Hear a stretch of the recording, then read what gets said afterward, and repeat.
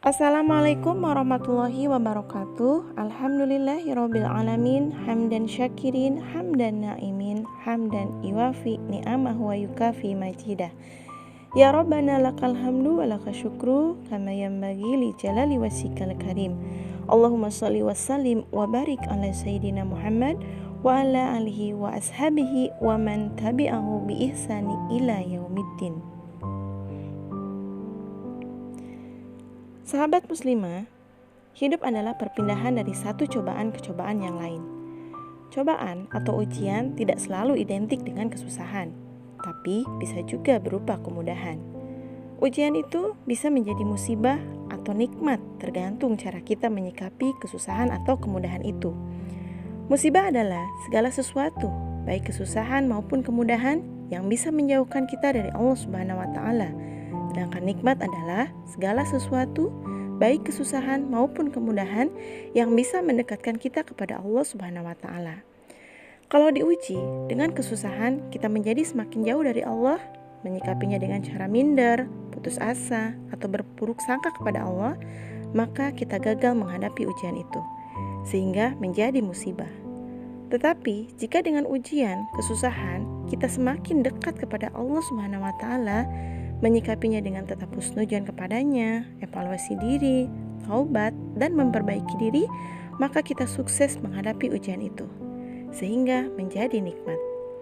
Begitu pula jika diuji dengan kemudahan, kita menjadi semakin jauh dari Allah, menjadikan ujub, sombong, takabur, maka kita gagal menghadapi ujian itu, sehingga menjadi musibah. Tetapi jika diuji dengan kemudahan, kita semakin dekat kepada Allah Subhanahu wa Ta'ala, menjadikan semakin bersyukur dan tawadu, maka kita sukses menghadapi ujian itu, sehingga menjadi nikmat. Umpamakanlah ujian hidup ini seperti soal-soal ujian saat sekolah. Kita akan stres melihat soal ujian kalau tidak pernah belajar. Kita tidak mungkin menyalahkan soal ujian kalau tidak bisa mengerjakannya. Hanya orang yang selalu mempersiapkan diri dalam hiduplah yang bisa menjadikan setiap cobaan menjadi nikmat yang dapat meningkatkan derajat kemuliaannya baik di dunia maupun di akhirat.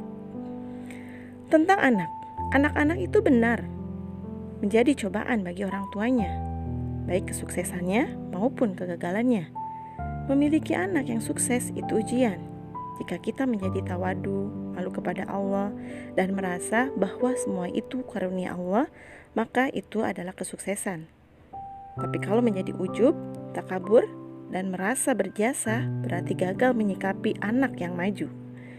Cobaan bisa dalam bentuk anak yang tidak sesuai dengan harapan.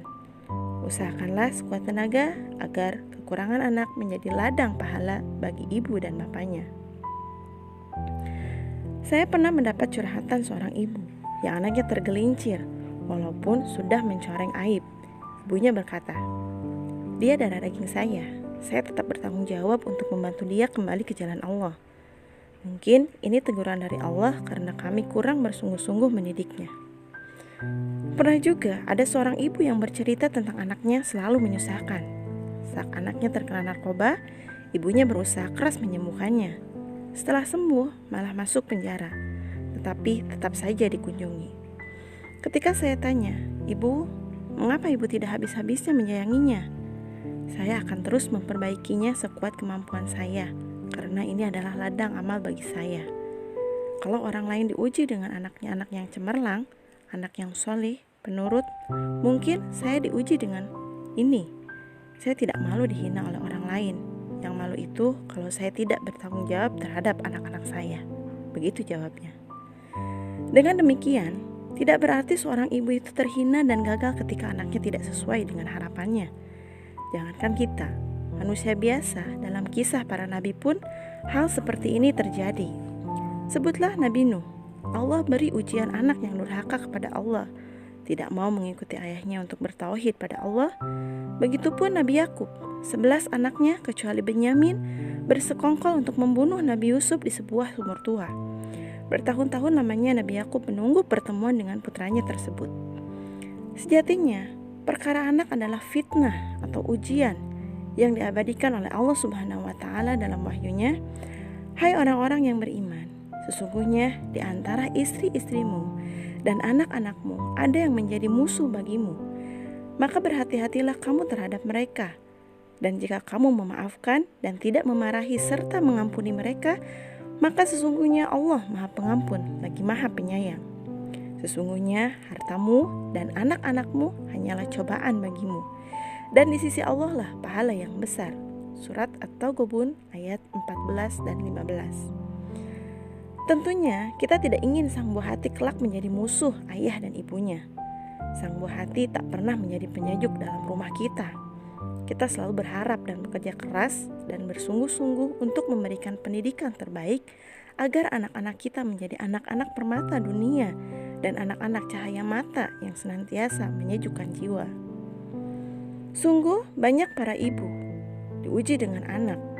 Katakanlah tangis seorang ibu yang mengalami perih mendalam mengetahui kabar bahwa anak laki-lakinya yang baru kelas 5 SD melakukan pelecehan seksual pada teman sekelasnya. Ada pula pengaduan curhatan seorang ibu di mana anaknya kecanduan gadget, tidak bisa dinasehati dan malas beribadah. Bahkan ada seorang ibu yang galaunya setengah mati terhadap anaknya yang sudah terpapar pornografi dan entah apalagi jenis ujian-ujian yang lainnya. Padahal kata mereka, kami sangat menjaga anak-anak. Mereka sudah memberikan pendidikan terbaik untuk mereka. Ternyata zaman telah menghadapkan kita pada ujian demi ujian. Rasa kekhawatiran pun berlipat ganda saat anak-anak kita sudah mengenal lingkungannya dan dia menuntut eksplorasi lebih luas di luar rumah. Eksplorasinya itu yang membuat anak mengenal banyak teman yang beragam. Ada yang soleh, ada yang jahat. Inilah zaman kapitalisme, sekularisme yang tidak ada jaminan perlindungan terhadap anak, yang membuat beban orang tua teramat berat dalam pendidikan. Dalam kondisi seperti ini, sebagai orang tua tentu membuat kita tidak membuat kita lalai dari Allah Subhanahu wa Ta'ala. Justru, jika dihadapkan pada perkara ini, segera bertobat dan memohon ampunan pada Allah atas semua kekeliruan dan dosa-dosa kita dalam mendidik anak. Walau kita dihadapkan ujian dengan anak, tidaklah mengurangi semangat orang tua dalam taat kepada Allah. Nabi Nuh tak pernah mengurangi ketaatannya pada Allah dan tetap menyebarkan dakwah atas perintah Allah Subhanahu wa Ta'ala, walau Nabi Nuh dihadapkan pada kesedihan yang mendalam terhadap anaknya yang tidak mau mengikuti jejak ayahnya untuk beriman dan taat pada Allah.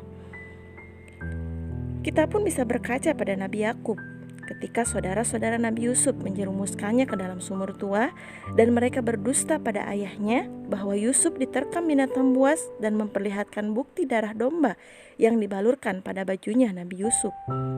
Betapa menderitanya perasaan sang ayah saat itu. Nabi Yakub bersabar dengan cobaan itu, melapangkan hatinya, memaafkan anak-anaknya, dan memberikan pada mereka kesempatan untuk kembali pada kesolehannya hingga saat yang diharapkan itu benar-benar disaksikan oleh Nabi Yakub. Semua anak-anaknya kembali dalam kebaikan dan ketaatan. Beberapa hal yang bisa kita lakukan ketika kita sedang diuji oleh anak. Yang pertama adalah menerima itu adalah sebagai qada dari Allah Subhanahu wa Ta'ala, bahwa baik buruknya datang dari Allah. Yang kedua, bermuhasabah diri. Jika ada amal yang merupakan dosa-dosa kita, segeralah bertaubat. Yang ketiga, hadapi anak dengan sabar dan berupayalah berkomunikasi dengan baik sehingga anak mau terbuka dan berkata jujur. Keempat, maafkanlah kesalahan-kesalahannya dan tawarkan diri untuk membantunya keluar dari persoalan hidupnya. Yang kelima, dampingi anak selama masa membenahi diri dan lakukan penguatan-penguatan kepribadian Islamnya hingga kita yakin anak sudah benar-benar kembali pada Allah dan Rasul-Nya. Yang keenam, selalu mendoakannya untuk ketaatannya dan terhindar dia dari kejahatan baik dari jin dan manusia. Mudah-mudahan ujian yang Allah berikan atas anak kita inilah yang akan menjadikannya sebagai jalan pendekat kepada Allah Subhanahu wa Ta'ala. Mengurus anak itu bukan sisa waktu, bukan sisa pikiran, dan bukan juga sisa tenaga, tapi harus menjadi bagian dari kesibukan kita. Jangan sampai anak merasa tidak mempunyai orang tua karena ibu bapaknya tidak mempunyai waktu untuk mereka. Jangan sampai anak kita merasa ibunya sekedar orang yang melahirkannya, atau merasa bapaknya sekedar orang yang memberinya uang. Bahkan ada anak yang merasa para pembantunya sebagai ibu atau bapaknya karena mereka yang selalu menjaganya. Jangan pernah patah semangat. Semoga Allah yang maha gagah, maha menatap, melindungi kita dari cobaan yang tidak sanggup kita memikulnya. Mudah-mudahan cobaan apapun yang kita hadapi bisa disikapi dengan sebaik-baiknya. Karena memang hidup ini hanyalah cobaan demi cobaan yang meningkatkan derajat keimanan kita kepada Allah Subhanahu wa Ta'ala. Allah ingin membersihkan dosa-dosa kita hingga kelak kita menghadapnya tanpa membawa dosa sedikit pun. Demikian dari saya, semoga bermanfaat. Wabillahi taufik wal hidayah. Wassalamualaikum warahmatullahi wabarakatuh.